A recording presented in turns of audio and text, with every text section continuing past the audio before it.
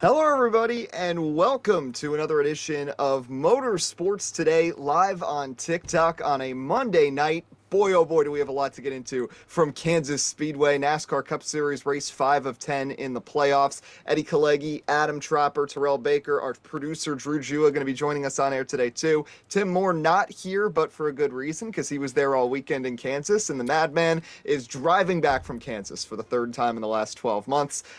He is currently somewhere, I've heard, in Indiana, so he will be here soon enough, but we have his coverage, we have his interviews, we post them on our socials, we've got it on YouTube as well, so you can check all of that out. But let's get into it, take you through what you might have missed from the weekend with our pit stop. So in the NASCAR Xfinity Series, Connor Zilisch was fast, but Brandon Jones was better, outrunning Junior Motorsports and getting Joe Gibbs Racing a victory, his first multi-win season in 5 years in the second race of their playoffs. But the story was reversed in the Cup Series, where it looked like it was going to be JGR and Toyota dominating, and Chevy came out on top. Crazy race. Denny Hamlin swept the stages, then had a bad pit stop and lost power steering.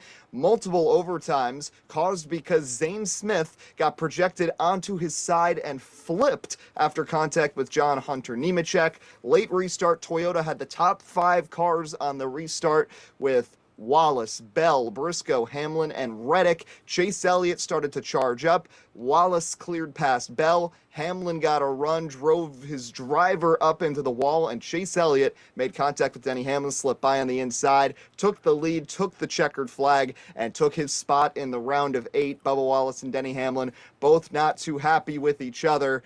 And we head into the Charlotte Roval next for the round of 12 cutoff, with only Blaney and Elliott officially safe into the next round. And that's where we get into this episode today, which once again, powered by SeatGeek. Use the promo code MTODAY, all caps, one word, for $20 off your first purchase at checkout. Also, find us on the socials at Motorsports Today. Leave the O's out on Twitter, spell it out everywhere else. And our website is motorsportstoday.net. We've got articles. We'll have pictures from the weekend too, because Tim and Riley, of course, were there. But let's get into it, guys. And I mean, I'm just going to come out of the gates flaming here, because this was a fantastic race, but it brought up a point that I've wanted to talk about on this show since we started in 2022, and it's never come to a head until now. I have had serious issues with the potential conflict of interest that arises when you have a driver racing for a team when he owns another team on the grid, and I do not care if they're Toyota affiliates. I always wondered, dating all the way back to 2021, if you ask Tim, he can attest to this. I have wondered what will happen when push comes to shove, and Denny Hamlin, who's an aggressive driver and will be aggressive with his own teammates as a driver, what will happen when he goes head-to-head with one of his own drivers for a win, and it happened right here, and he moved Bubba Wallace up towards the track. And I don't hate the move. I understand with this system, drivers are aggressive, and this is just how people race. And I think it's funny, everybody's talking about, oh, well, Bubba did the same thing to the 20. First of all, he didn't. It was not nearly as egregious. But I think the real question is, would Bubba Wallace do the same thing to Denny Hamlin? And I know people are saying, because he said to Tim, oh, how you race me is how I race you. But he wouldn't have the gall to do that because Denny Hamlin's his boss. And that's where the real problem arises here. The fact that Denny Hamlin, in some ways, is untouchable when he's on the track by his other drivers because they're scared he's going to fire him. Let me just put it like that. And I just hate the fact that it's enabled by NASCAR for a driver to own other cars on the grid. They enabled it 25 years ago with Dale Earnhardt Sr., and of course he was untouchable, and they did nothing now. So I have no problem with drivers investing in the sport. It's great that Denny Hamlin cares, but I like the situation where Brad Keselowski actually represents and drives for the team that he owns. And Denny Hamlin does not do that, and now it causes this very awkward situation between Hamlin and Gibbs and 2311 Racing, and I don't think there are any winners here besides Chase Elliott. So I just wanted to put that out there. Tropper, I'll go to you first. Before we get to the actual finish, your feelings on just this balance between Denny Hamlin being a driver and an owner that I think has finally kind of come up to conversation now. Yeah, like you said, it took basically 5 seasons, and I think a lot of people had that hypothetical, what would happen, and credit where credit's due. They were all fairly cordial after the race. What are they going to do? What's Bubba going to do? Fight his boss? No. But I do think like it raises a very, very good question. One that I never thought about too much, if I got to be honest. And I'll try to play devil's advocate or at least side with Denny a little bit more because he bought that team. He invested in that team with Michael Jordan fair and square. He put the money, he put the resources in. Bubba Wallace might still be driving that the old Richard Petty Motorsports or some other mid-tier team if it wasn't for the 23XI opportunities. So there's a lot of other external factors, sponsorship too, like just so many things that I think really everyone's untouchable. Bubba's untouchable. Denny Hamlin's untouchable. You could even argue maybe nowadays not as much Kyle Busch, but Ty Gibbs, untouchable. There are a lot of drivers you could have that untouchable statement with. So, and also with the finish, just real quick, Denny Hamlin didn't have power steering the entire second half of the race. So I don't know how much of that he got tight going into turn 4, but maybe like he said to Tim that his arms were tired. Maybe that's part of it too. But regardless of what the dynamic is with the team, who knows, especially coming a week off of us talking about his inter-team issues with Ty Gibbs. So this just takes it up a notch. Denny Hamlin definitely isn't, I think, the most liked person in the garage right now, even among the Toyota camp. But I think everyone understands he's trying to get the job done for the people he needs to prioritize first. And for Denny Hamlin, it is the most confusing scenario ever because you want your driver to win, but you want to win more than anything for you and your team. So I really don't fault Denny. And if you're right, if the fault goes anywhere, maybe it should be NASCAR, but for allowing it. But at the same time, I think it's good for the betterment of the sport. We saw it with Dale Earnhardt. We saw it with DEI. It was good for the betterment of the sport. So I could go both ways on it, in all honesty. Yeah, I think the real loser is the manufacturer in Toyota, who ultimately didn't end up winning the race, and we'll get to that in a second. But Tyrell, I think it's funny, the instant hypocrisy, the instant karma 1 week later, where Denny Hamlin is making the argument, the assessment that Ty Gibbs needs to think about that his name's on the building in Joe Gibbs Racing, and that he should be thinking about winning JGR a championship and keeping that in mind. Well, in theory, yes, Denny Hamlin wants to win a championship as a driver, but his number's on the building for 23XI Racing. The 11 is him, and he ends up walling his driver. And let's be honest, that was Bubba Wallace's one chance to advance, because I really don't see him making it through the Roval. But just your thoughts on just the balance and how this all went down. Well, you actually make a very great point. The 11 is on the building of 23XI. And honestly, I'm kind of siding with Tropper on this one. I do feel like it's not that bad of a thing that Denny does own a team, but it does cause the one thing that I thought when Denny and Michael Jordan went to own this team was eventually this is going to happen. I did not think it was going to be with Bubba Wallace. I thought honestly it would happen with Tyler Reddick first, because at the time Reddick was driving faster than Bubba, but I just was waiting for something like this to happen. Eventually Denny Hamlin was going to either get wrecked or give something. They were just going to race hard for the win, and something was eventually going to happen. And of course, yesterday that did happen. And now we're going to see what's going to happen with in the future. I'm honestly thinking, if Bubba, does he race Denny different? I mean, he kind of did say he's going to race him different, but next week is definitely like must win for him. And just projecting something crazy here. Let's say Bubba's -1, Denny's the next car ahead of him. What is he going to do in that situation then, right? And I mean, Denny kind of pushed him out of the way in this race. Yes, his arms were tired. I understand, no power steering, but at the same time, you gotta really, eat what you dished out. So, I'm very excited to see what's gonna happen next.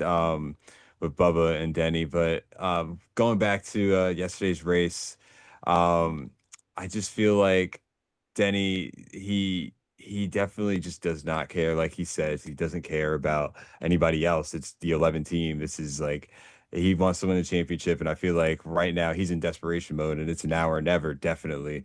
And I feel like he's gonna win at all costs. So he wants 60. He wants to win a championship at all costs, and it does not matter whether he's racing Reddick or he's racing Riley Herbst or even Bubba Wallace for any position or even the win. So But yes, relating back to Tropper's point again, I do think it is good for the sport. Just like he said, DEI, it definitely helped out the sport then. And this is almost like another version of DEI, just Toyota version with Michael Waltrip. But I I just would like to see what's going to happen further down the road because Denny's eventually going to get what he dished out this week. So Well, yeah, and that's the thing. And I'm not saying it's bad for the sport. This is a great storyline that I think is going to help with the ratings that we will get to later in the show that NASCAR has struggled with. But my thing is that in the Toyota camp, where you already have Denny Hamlin beefing with his own teammates, that it's just. It creates such a difficult situation that now has finally reared its ugly head because you have two drivers at 2311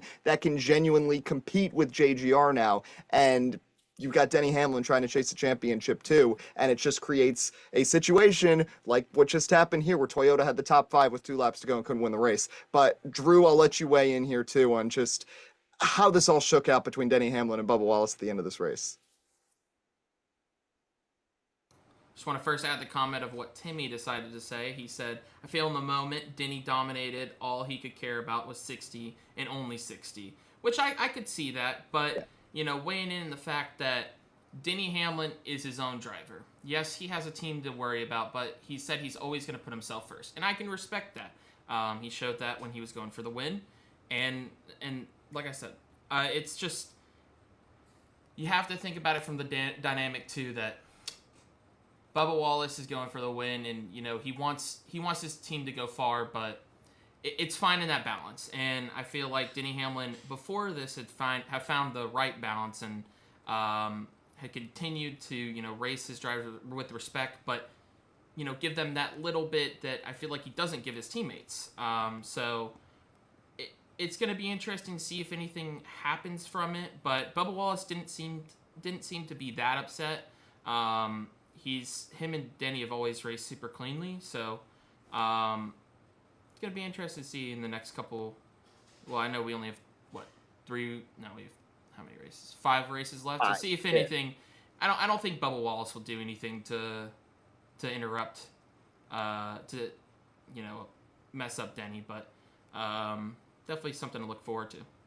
Yeah, and I think just to sum up that angle of this finish, these drivers are going to say things in the heat of the moment on the radio, and of course the reporters too. And obviously at Motorsports Today, and with Tim getting us those great clips, we're the benefit of getting a lot of views on those things. But I don't know how much they mean the things that they say, especially when they get back behind the wheel the next week.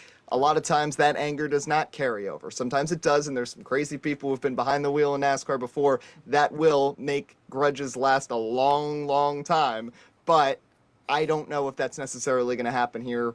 I know there's going to be some conversations behind closed doors. But Denny Hamlin and Bubba Wallace collided, and that was after Christopher Bell, Chase Briscoe, Tyler Reddick were all battling for the win. And out of nowhere came this guy, this 9 car right here. And I mean, I just cannot believe this. And Tropper, I think it's so funny how Chase Elliott, we always talk about how he's the most consistent driver in NASCAR, and that's been the case outside of the year where he had the injury, really since he won his championship in 2020, that's been the word you use to describe Chase Elliott.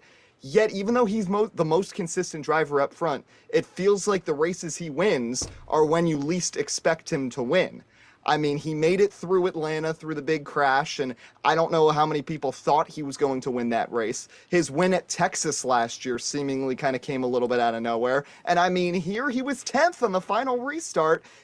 And if you're Toyota, how do you butcher having the top 5 on the restart? You have the top 4 at the white at 1.5 miles, and you can't win. This is a colossal, and I am a Mets fan, and I just watched a colossal collapse of them missing the playoffs. This is a colossal collapse if you're Toyota, and you had Hendrick kind of dead in its tracks. Hendrick Motorsports has looked terrible to start this postseason, especially through that opening round. Yes, they got a bit better at New Hampshire, and I know Larson had a pretty good race here at Kansas. William Byron has been bad this whole postseason. Larson and Elliott have not really stepped up their game. Now you get this, and paired with the fact that Penske's got their best tracks ahead and they're feeling good, now you've got all this internal trouble, and now you have Hendrick as a camp feeling good and maybe can use this as a spark for the second half of the playoffs. it can't get much worse for Toyota, and it can't get any better for Chase Elliott and Hendrick right now. Well, I'm going to split that up into two different ideas here. To start with Chase, I mean, obviously that's a win he needed because the first half of the season, we saw that same consistency that we always do. But maybe it's just me, but it seems like there was that pretty obvious fall off for maybe the middle of the summer stretch. The last 10 races or so just have not been up to that Chase Elliott consistency standards. He's still been fine on points. He would have been fine on points if he didn't win, but you didn't really think Chase Elliott's going to win this race. You're absolutely right. So the only thing consistent about his wins the last 2 years is the fact that the wins seemingly came out of nowhere. So it's a little bizarre, but technically he is a multi-time winner this season. Not technically, he is with Hendrick Motorsports. Once again, arguably one of the best teams out there. But to kind of bring that into the grand scheme of things, Hendrick, I do think it was, and we talked about this last Monday, I think this was a little bit of a shot that they needed, but I don't think it was enough to really take them to that championship level because they weren't running well most of the day. Kyle Larson loves ripping the high line and was only able to manage, what, 6th or 7th? Yeah. It was a mediocre day for his standards. Someone that's won at Kansas last year. And Chase, yeah, he won. Good job. I don't want to disparage the win with how chaotic it was, but it just doesn't feel like a Hendrick Motorsports dominating win. And then on the flip side with Toyota, I remember saying last week that I'm not sure if it's time to truly get nervous about Toyota yet because they're going to step up their game at Kansas and they have speed throughout the season. That's exactly what happened, but obviously no one was expecting them to flop this bad. I mean, that was absolutely atrocious. And I mean, it's I don't want to say it's inexcusable, but it kind of is. I mean, we already talked about the last lap and the chaos that unfolded, so there's no need to rehash that again 10 minutes later. But the fact that a Chevy and Bubba Wallace said too to Tim in post race, just the fact that they let a Chevy win and get it right through their fingertips on the exit turn 4. It's just brutal for them. But I think it could be. It's tough for morale, but I think they'll still be able to rally around that and realize they still have. Maybe besides Penske on the flat tracks, once again, still the best cars throughout the playoffs. Hendrick, yes, chases in the next round. Larson will probably be in the next round. Byron will probably be in the next round. But have they shown, outside of my same prediction last week, that one of them will probably win their way into the Final Four? Do we really see Hendrick Motorsports and Chevrolet as the 2025 championship threat right now? No. We've been talking about the Toyota drivers versus the inevitable Ryan Blaney and/or Joey Logano. And it's going to stay that way for the next 5 weeks, I think. So this now begs the question. TCB 2 weeks ago, you said that Toyota, your hot take was that they were going to sweep the Final Four and have all 4 cars. Since then, you've had teammates fighting teammates, an owner walling his own driver. You've got both 2311 cars still below the cut line after a race at what has historically been 2311 Racing's best track. How are you feeling about that take right now, and how many drivers from Toyota do you currently see making the Final Four? That was a very hot take. That right now it's looking like a lukewarm take. But right now I don't see either 2311 car really making it out of this round, which is pretty upsetting. Yes, my dark horse was Bubba Wallace, and it almost panned out yesterday, but Denny Hamlin and him got into it, of course. But I still obviously see Denny getting into the Final Four unless something drastic happens, which could, I mean, it's NASCAR. Anything could happen. His power steering went out as he was dominating the whole entire race. So Briscoe, still is a lock for me. I think Briscoe still gets in no matter what. And with Bell, I could still see him maybe squeak in. I mean, he's been in the championship for what, 2 times?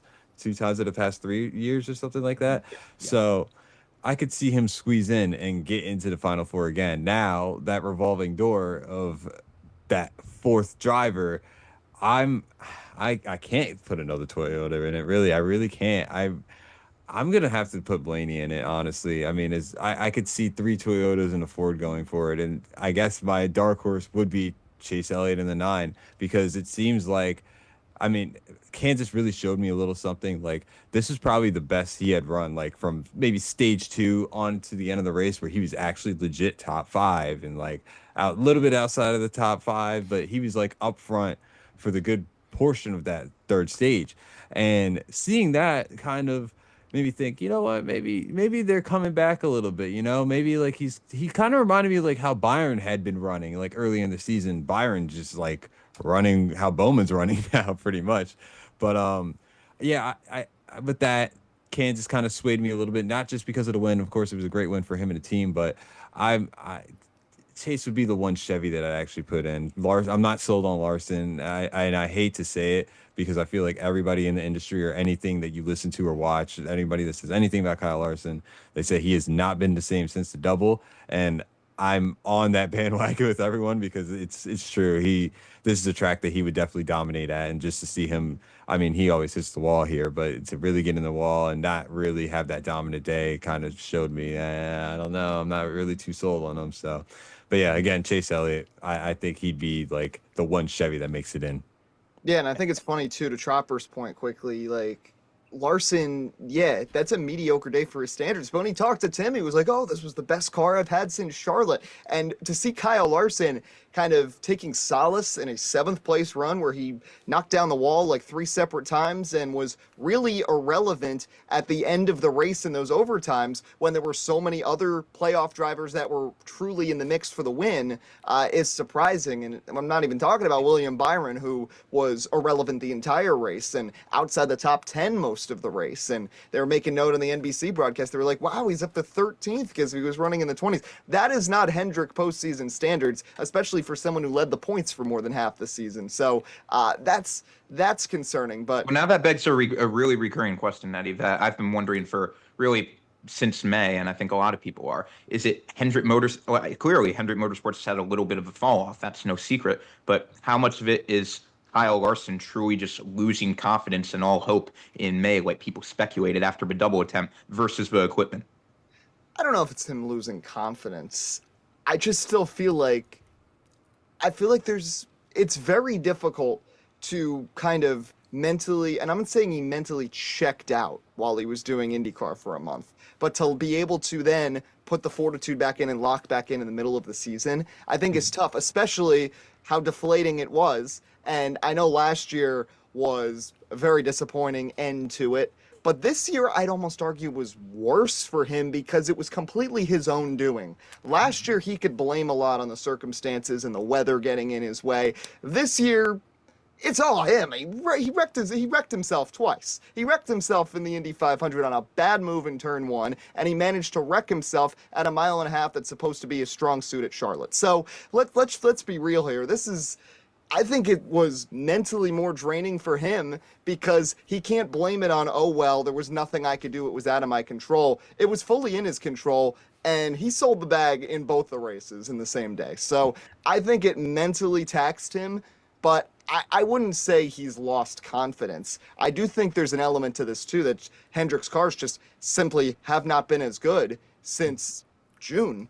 And we've seen that across the board, especially with Byron as well on a similar path. Now, Byron had a lot of bad luck in July, had a few DNFs, but I mean, his speed hasn't been there either. So I'll just put it like that. But Drew, I'll let you weigh in quickly here. What are your thoughts on this Hendrick situation, and how far can they truly go in these playoffs? They have to have a quick turnaround. I think they're all pretty much good for the next round unless something crazy happens. Kyle Larson, William Byron have been really good at. I mean, all three have been really, really good at road courses. They bring good stuff everywhere they go, and ever since about, like you said, about June, they just haven't had that race winning speed every single week. So it's just they need to continue to make the modifications to the car and bring better stuff. I feel like William Byron, I don't remember the last time William Byron was running outside the top 20 for first two stages. So it just looks like they've kind of developed the Alex Bowman curse where they just can't run well. So I think I'm gonna go with what TCB said, and I think I see maybe one driver making the round of four. Chase Elliott, I mean, both Chase Elliott and Kyle Larson both ran super good, and I saw Timmy weighing into they were really good, and they probably had the two cars to kind of fight the 11, especially in the first two stages. And unfortunately, Kyle Larson kept hitting the wall. Chase Elliott just, I wouldn't say a Mickey win, but definitely out of nowhere. And William Byron has to change something. I mean, he has had either bad luck or I don't know. They just haven't had the right setup. So I think if they get through the Roval and they don't have any issues, I think they need to change something. And because it seems like it's going to be 3 JGR, 3 Hendrick, and then 2 Penske, which big 3 teams. So not really shocking, but hoping to see if Reddick or maybe Bubba Wallace, who has been good at the road courses, maybe they sneak something, maybe make some strategy, and maybe make it to the round of 8. Well, and I think that's an interesting point too, Tyrell, because we had Stephen Malazzi on the show back in February before the Daytona 500, and he made this point that he felt like now that we were into year 4 with the next gen car, and we'd seen a lot of parity the first couple of years, he thought that would lessen because he said now that it wasn't new to the teams anymore, the ones that are actually the best are now going to start to rise to the top. And even though we were at double-digit winners by mid-June this year, we're still in a situation now that, barring a surprise from below the cut line, it's just going to be, as Drew said, Hendrick, Gibbs, and Penske representing the round of 8. And I think it's interesting that it's kind of shaken out like that. But as we look at the Roval, we look at the points picture. And again, if Denny Hamlin did not get into Bubba Wallace, we would be talking about something completely different right now, because we would have legitimate title contenders very much in questionable point situations heading into the elimination race, as Bubba would have taken a spot. But now you've got the top 7, who I think are all genuine contenders for the championship, being Elliott, Blaney, Larson, Hamlin, Bell, Byron, and Briscoe. Then you got Joey Logano, which who knows, but he's above the cut line right now, but only by 13. Over Ross Chastain. And Ross has kind of been someone that hasn't even been talked about much on the coverage, but he's still very much in this. He's a very good road course racer, something that Joey Logano is not. And we know Trackhouse has a good road course program. He's only 13 below the cut line. I think Cindric's done. I think Bubba Wallace's chance is over. I wouldn't rule out a Reddick road course win, but it's going to be very difficult. And I think the last thing that a lot of people are forgetting about, this is a road course. SVG could very likely probably still win and eliminate any chance from someone below the cut line getting that victory. So I think that just makes the path even harder for any of these guys, but I don't think it's impossible for Chastain down 13 to jump Logano just because he's very good at road courses. Yeah, I do think Chastain could possibly knock out Logano. That would be a little bit of a surprise, being that, like you guys said, the big 3 teams are basically in right now, and Chastain would kind of, I mean, Trackhouse is not a small team by any means, but he'd be just like the little brother to all these teams pretty much getting in. You made a great point, Eddie. I did forget about SVG. SVG very well could be a second faster than everybody in practice and qualifying and could steal the win away. Or who knows, honestly, Tyler Reddick could be running second, and maybe he puts a bumper to SVG and gets in. I mean, it's pretty much wide open to, I want to say, everyone like in the top 10 in points. And I know I said Reddick, but I really hate to harp on the guy. I really do, but I don't see Reddick getting in. I really don't, and I don't see Bubba. I just don't see 2311 getting in, and I just see the big 3 teams, and I think for marketing and storyline wise, like, this would be great. You have the big 3 NASCAR teams, 8 spots left, going for 4, going into the final round. Who's going to get in? And it's all the biggest drivers in the sport right now. So I think that the top 8 honestly kind of stays the way that it is right now.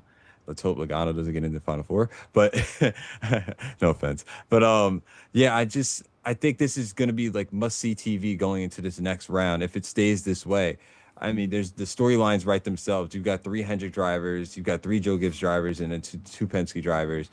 Not all of them can make it. I mean, it'd be great. I know I had my take of Toyotas, but it'd be great to see Chase Elliott, Larson, Hamlin, and then maybe even Bell or somebody in and really mix it up. I mean, the storyline writes itself. So I'm very optimistic of what's going to happen coming up next week. I'm going to be boots on ground there, so I'm very excited for that. Yeah, Roval's always an interesting show, and even though a lot of people would rather see it at the Charlotte Oval, a road course in the playoffs still always creates some intrigue, so especially as a cutoff race, so should be fun to see. Since I mentioned SVG, just want to give him a quick shout out. I mean, he was a lap down before the race even started, ended up with a top 10.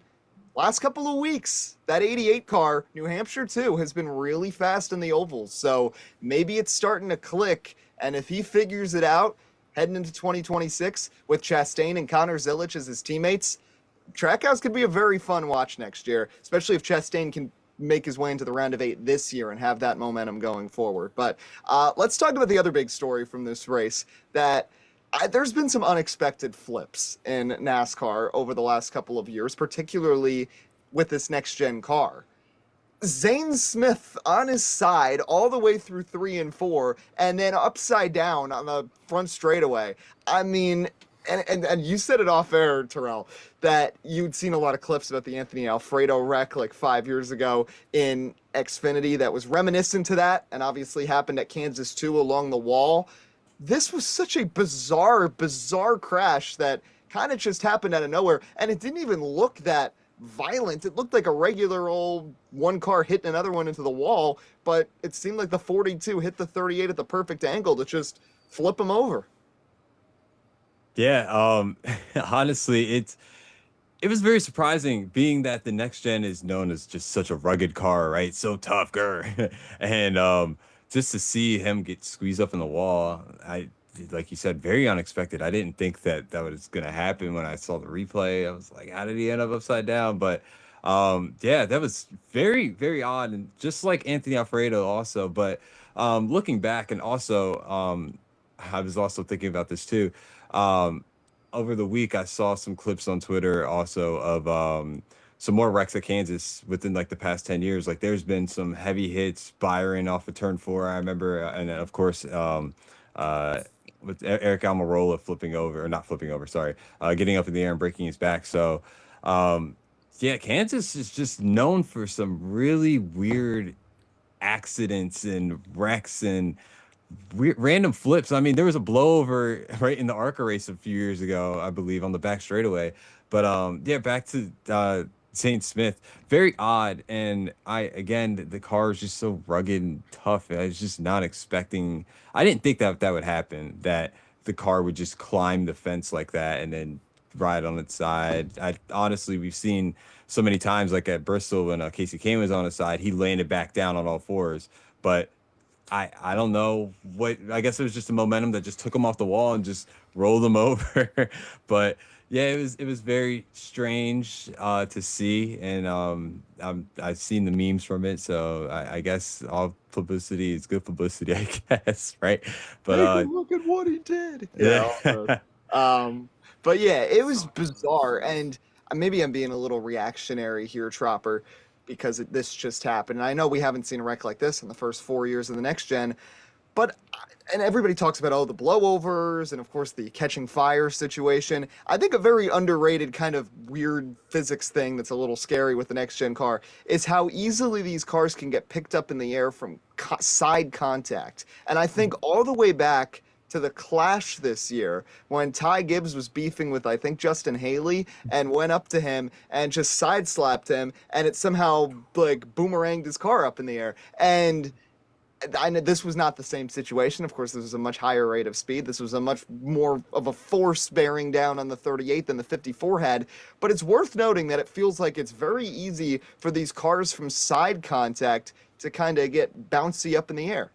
Yeah, and even thinking back, I want to say it was 2022, and you'll need to remind me exactly how it happened, but I thought it was a side contact. Remember when Chris Buescher had that really scary flip and wreck out of nowhere at Charlotte? Yeah. What, Yes. was it during the 600 or was it? Yeah, it was. Mm-hmm. Yeah, that's what I thought. So like it's things like that where it seems like, how does a car that is so heavy, frankly, and regardless of the momentum or what angle you're at, how does it just stopped and managed to go upside down or on its side or whatever it is. And we've seen a lot of blowovers. We've seen a lot of chaos. The Zane Smith situation is, as you said, the first we saw with this type of car, but not necessarily new to NASCAR, but still a rare type of wreck. And anytime there is one of these, like NASCAR, they're always going to look at it. They're going to look at the science, the data, like every single angle, velocity possible to try to, from a safety perspective, and as it should,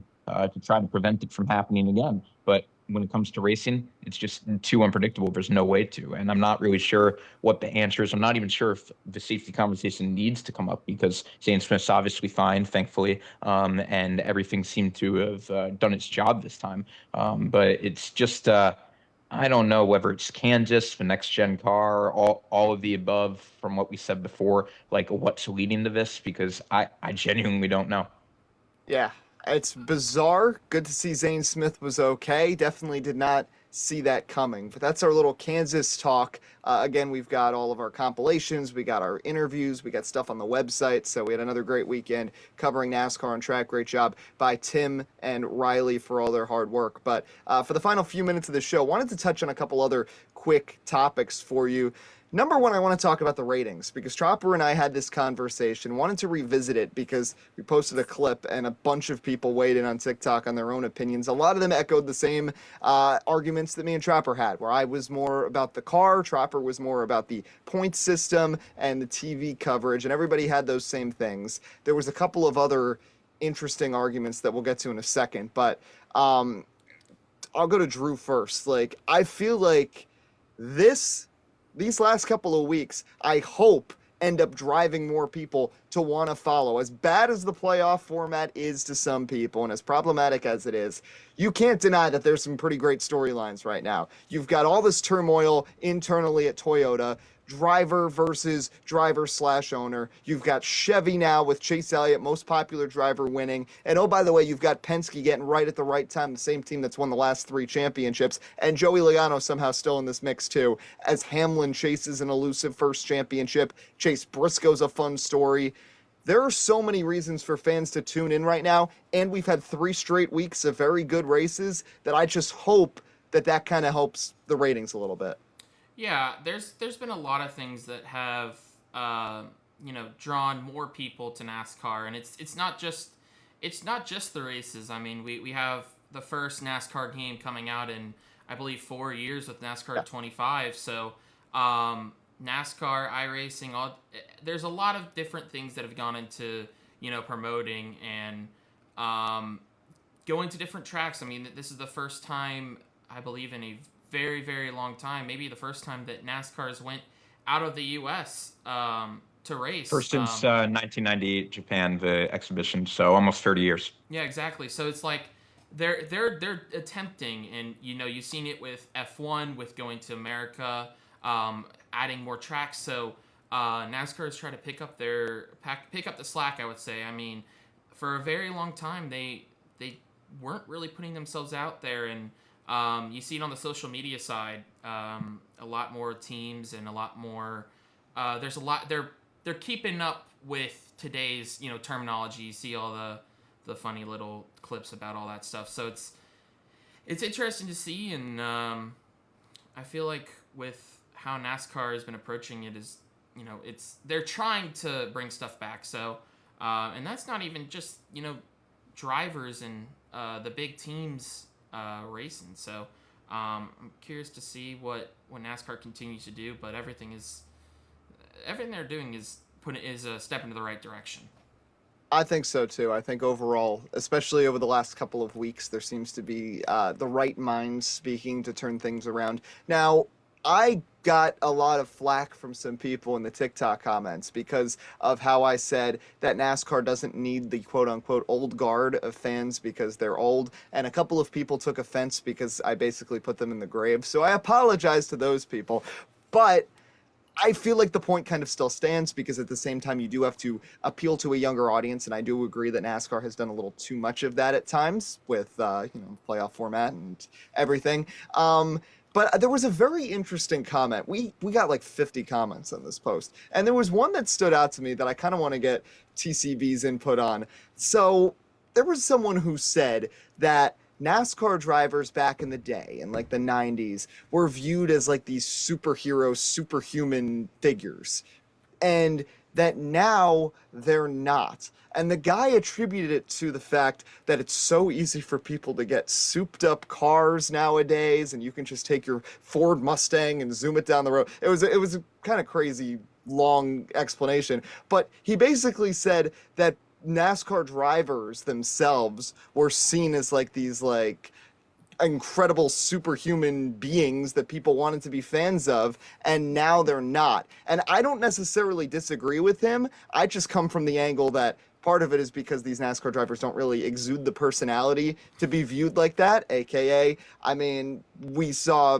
Tim's conversation with Chase Elliott. He wins, he's the most popular driver. Tim asks him, was this the most exciting win you've had? And Chase Elliott's like, yeah, I guess. I mean, it's like, you know, it's some of it. I agree with this guy. I just don't think it's because you can, you know, get special exhaust pipes put on your car now. It's just simply because right now NASCAR is still lacking those driver personalities, which helped drive their popularity in the 90s and 2000s. I want to chime in here and quickly say I feel like I agree with you in the sense that there aren't that many drivers, you know, besides maybe 5 or 10 that have, you know, gone out of their way to build you know, build their personality. I mean, you see Carson Hocevar and, you know, Connor Zilisch and Jesse Love. They, whenever they're interviewed or anything like that, you know, they're for the people. And Carson, I feel like, has been that person who, you know, maybe steps over that line just a little bit, but, you know, with his Twitch streams and, you know, all that stuff. I know I sound like a glazer right now, sorry, but, you know, he's going out of his way to, you know, to be that personality. So I feel like we see that with people like Kyle Busch, Chase Elliott, who've been doing it for a while. They just don't really care. And that's how at least I take that. Yeah, I think that's valid. Tyrell, how about you? Yeah, Eddie, I think you made a great point. That's the number one thing. They are not looked like as superheroes anymore. I mean, I could say, hey, I'm going to a NASCAR race, and if I ask my coworker to name 5 NASCAR drivers, he's going to name Dale Earnhardt. He's going to name Jeff Gordon, Dale Jr., Tony Stewart. Maybe he might throw in Jimmy Johnson. But, of course, those were the guys that you would see on TV guides, magazines, everywhere. I mean, I feel like it's almost a NASCAR issue. Like, maybe they're just not promoting it like they used to anymore, because I remember there was a time where I went into a local gas station and I could buy a little NASCAR diecast car. Now they only see them at Walmart or the Lionel store or wherever. But even just in daily, like if I go to a mechanic shop or something, if I saw something that said Interstate Batteries, I see Bobby Labonte's car on it, or even Kyle Busch or whatever, you know, like I feel like they are missing that marketing that you just got to get out there. I mean, they're doing a great job. Don't get me wrong with the edgy editing and stuff that they do now, the TikToks or whatever. Like they do great with that, but I don't think that makes a driver look like Superman. Like you can't compare Chase Elliott winning this race to Dale Earnhardt, obviously, but like my point is they are not putting them on that pedestal that they were once on, and they need to somehow get back to that. I would love for that to happen, because to me, this is my favorite sport in the world. I mean, I have it all over my wall here, and if I could, I try to tell everyone, oh, you got to watch the race. You got to go. You got to watch it. But I just don't know where that disconnect is, and I hate to see the viewership falling down, but they just got to right the ship, and I think it has to do with marketing. Well, if I can just say, I think that's yeah, I was going to say, you're the marketing guy, Tropper. What's your solution here? Well, I have many, many, many solutions that I've thought of over the years, like thinking from the Columbia Sport Management Program, all the different ways I can impact. First off, if NASCAR's somehow listening and hiring, I'm here. But what I would like to see, especially from the marketing end, like in terms of promoting the drivers, I think back even only 10 years ago when we didn't necessarily have those superhero guys anymore. But one of my favorite campaigns was, I believe it was 2011 to 2012, when ESPN was on the back end of their deal with NASCAR. And they did these pretty funny commercials with like Carl Edwards, Denny Hamlin, Brad Keselowski, I think Jimmy Johnson too. And it was like, what will these guys do to win? And Brad Keselowski like got pepper sprayed. Denny Hamlin drove to an all-night taco stand, and like the narrator said, Carl Edwards will win because if winning was easy, losers would do it.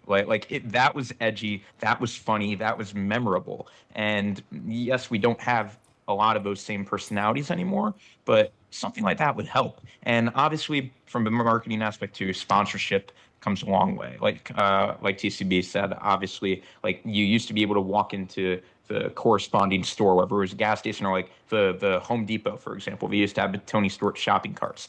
I get that companies aren't going to invest, these Fortune 500s aren't going to invest nearly as much anymore because they don't have to. Let's be honest, a lot of the old NASCAR replays you see on YouTube, their branding is still there. So in a weird way, I understand it, but it would be nice to see the companies that still are in the sport continue to kind of bridge that gap where it's not like they're just slapping their logo on the car and pretending it never happened if they have an on-site location. Like I really can't even think of a good store off the top of my head, but let's just say Walmart. Let's say they start sponsoring a car again, like full time. I would expect to see NASCAR everywhere when you walk in, front and center, and you just aren't seeing that with a few places that should have those activations. So there's so many things involved. I mean, between that in-person stuff, I think honestly, like with the driver incentive program or whatever it's called for like doing more interviews and everything,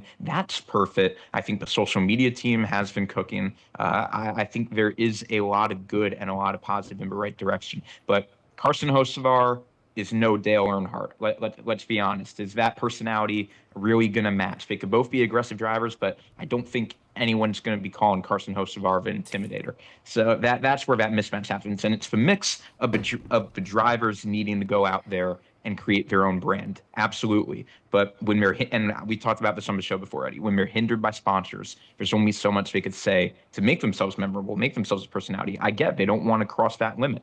So you got to find a way to have all the partners, whether that's broadcasts, sponsors, drivers and teams, PR people, all of them work together for the betterment of the sport, make themselves known, make themselves the superstars again, prove why what you're doing is so cool, prove why what you're doing is so dangerous. We just saw Zane Smith go upside down.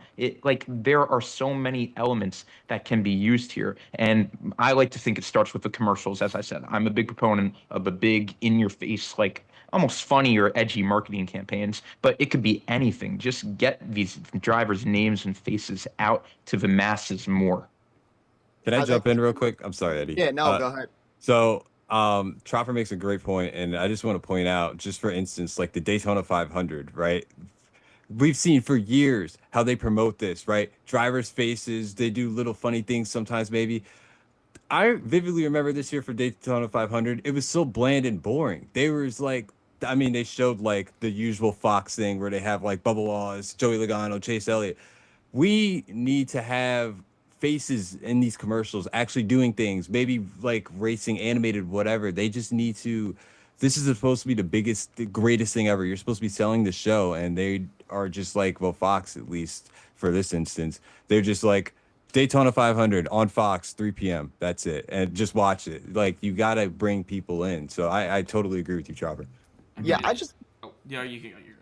Yeah, I just want to say quickly, Tropper, you had made a very good point about these sponsors, and I think everybody kind of forgets an element about the Fortune 500 companies. Yes, some of them are not doing it because the ratings are lower and because sponsorship costs are so heavy in NASCAR, but they're still getting their business out there through the medium of NASCAR because of all the nostalgia that exists from that era, because people will still watch highlights of cars flipping and crazy finishes and great races from 20 years ago with NASCAR Classics existing. Another prime example of this, let's be honest, I'm in New Jersey. There are not a lot of NASCAR fans. The most often I see any sort of NASCAR branding are people that own the jackets and own the shirts. And I know so many people. I have a friend who could not tell you that Casey Kane drove the Budweiser car in 2005 and 2006 all the way through after Dale Jr. left DEI,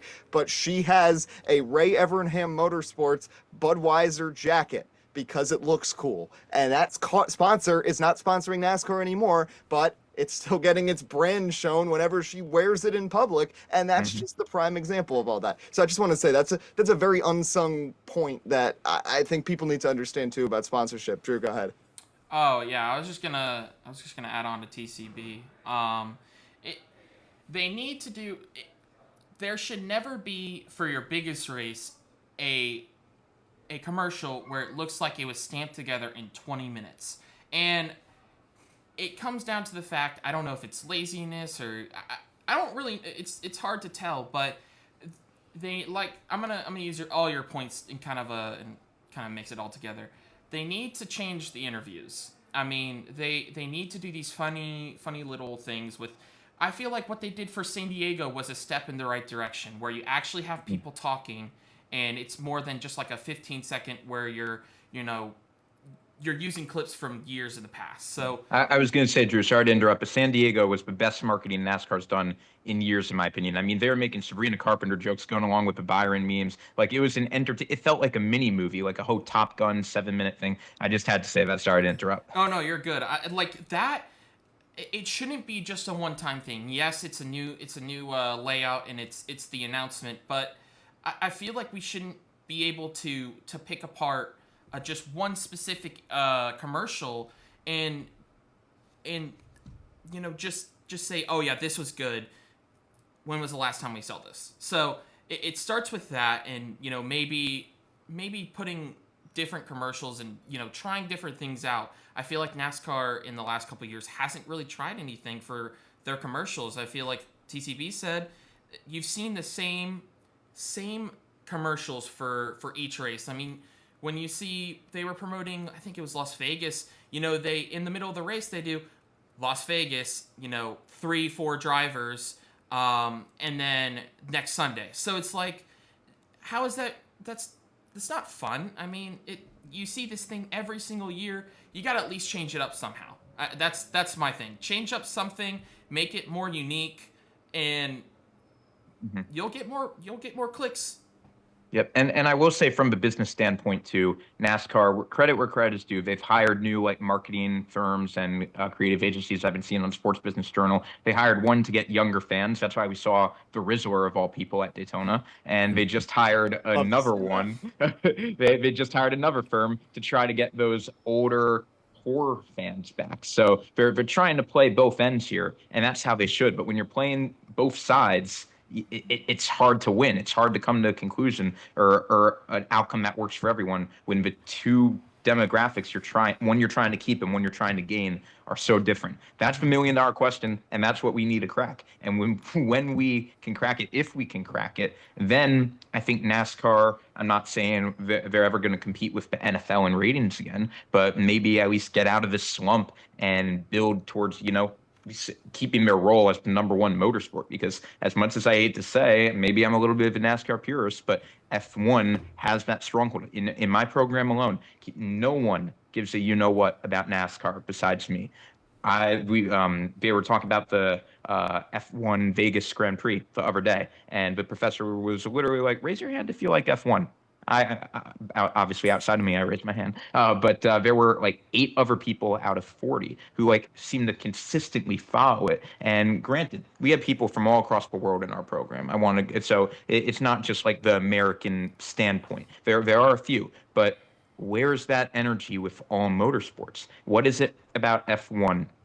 It's obviously the luxury behind it, the high wealth caliber. I think that's a big part of it. Drive to Survive, obviously. NASCAR has emulated some of that with their own Netflix series, with different marketing campaigns. But whatever it is, just take what people want to see and make it work. At this point, I don't care if they try every possible thing just to see what sticks. But clearly, I don't even want to say it's time for a change, because They know that, and they've started to change. I just think they have to figure out what change works. Yeah. I have one more Simply thing put. to add real quick that I forgot to say. Yeah. And it kind of goes off of what Tropper says with F1. What F1 does is they have their like little mid-season during the summer where they sit every driver down and they do all these fun little games, and at the end of the summer they tally it all up and there's a winner. I'm not saying that NASCAR has to copy that, but in the off season, film this and kind of do your own little spin to it. Yes, it's kind of copying at the end of the day, but do something where you interact with the drivers and where all your content from the drivers isn't through Bob Motorsports Today, shout out, and all these other little outlets. They have to do more with the drivers, and I think that's just one step with making going back to the superhero thing, putting the drivers out there. Fair enough. And serious solutions aside, get more of the Rizzler. That's the $1 million answer right Exactly. there. Tropper, I went to Rutgers wrestling against Penn State, not to see Rutgers, but to see the Rizzler. Me and my friends sat in a part of the bleachers, not to be able to see the mat, just to be able to see Christian Vasquez as the Rizzler's bodyguard for the night. And I wanted to go to that game too. That was my old department. I couldn't make it, but the fact that Rutgers Wrestling pulled that off, and not to make it a whole Rutgers rant, but they had the Jersey Shore guy, Mike the Situation, at football last I know. week. I mean, they're cooking now. If NASCAR marketing takes a page out of what Rutgers marketing has done, I think they'll be fine. yes, get the Rizzler. Just get the Rizzler at more races. He's awesome. When he went to the bathroom, there was like 100 kids who sprinted after him. And then Christian's like, I don't know why they all want to see him. It's amazing. Who doesn't love the Rizzler?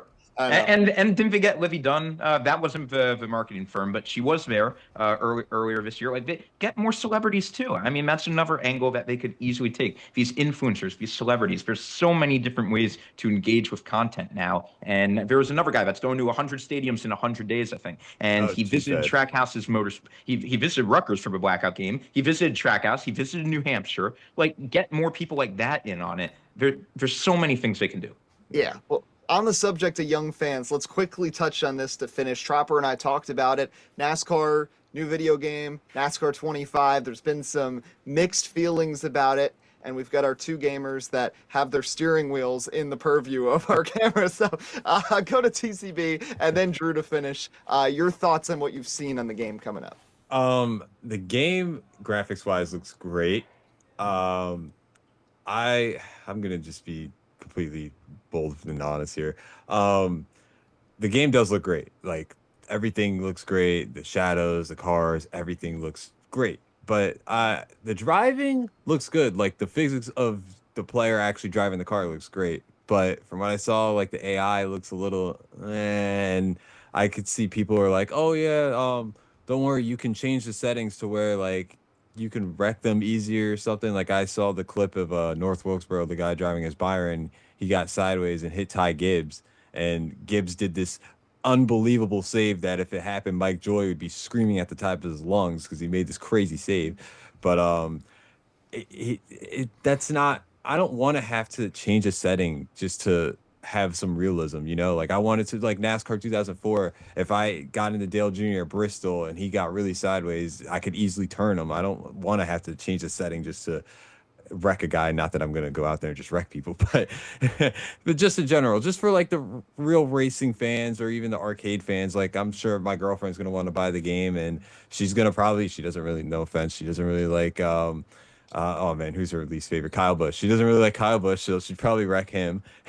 But honestly, all jokes aside, I do think that the game is gonna release, and I'm probably gonna end up getting it. But I think it's gonna be a good step for NASCAR, because I mean, you look at F1, right? They have a video game every year, and people buy it no matter what because of Drive to Survive and how we just said.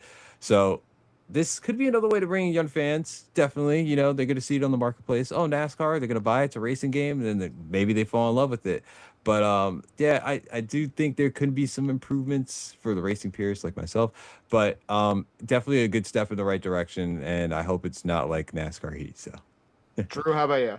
Yeah, I'm gonna kind of piggyback off that. I do like what I see. It's nice to have another game after 4 years.